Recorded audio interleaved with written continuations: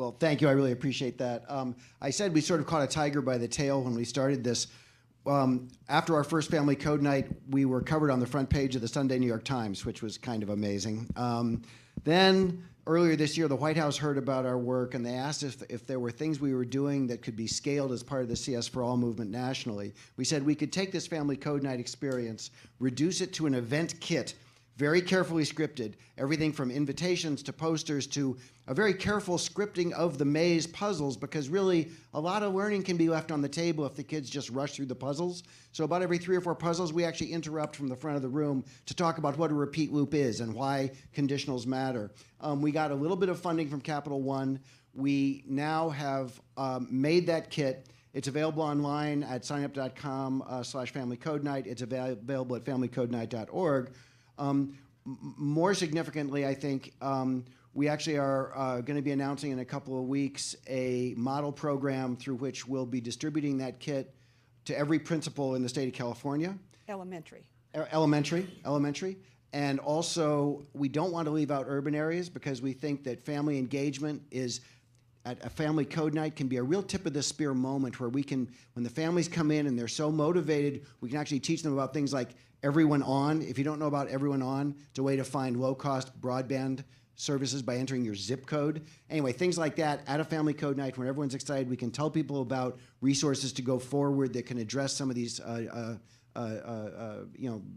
disparities. But we're also, the other model program we're doing is in the city of Chicago, where similarly the kit and webinar training will be offered to every elementary school in Chicago. So we're trying to take one little thing that every elementary school can do to engage their families and their communities around CS Learning K-5 and scale it nationally. So it's kind of exciting. It's a small but significant step, and it's one that leads to all kinds of downstream stuff at the elementary level that we want to support people in implementing as well.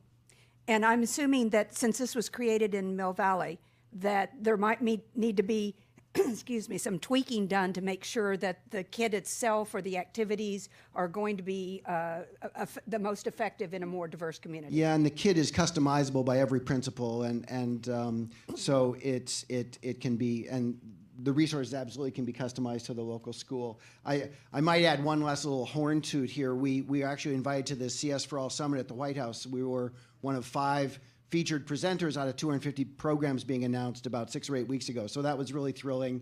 We were very happy for the support from the White House. And it really is all about this family engagement part. You know, and everyone, all the companies here, you know, you're looking for something you can do, take the damn event kit, go to the principal of an elementary school. We can do this. It takes about 3 hours of prep time, and it's really fun. I'm telling you, it is a hoot.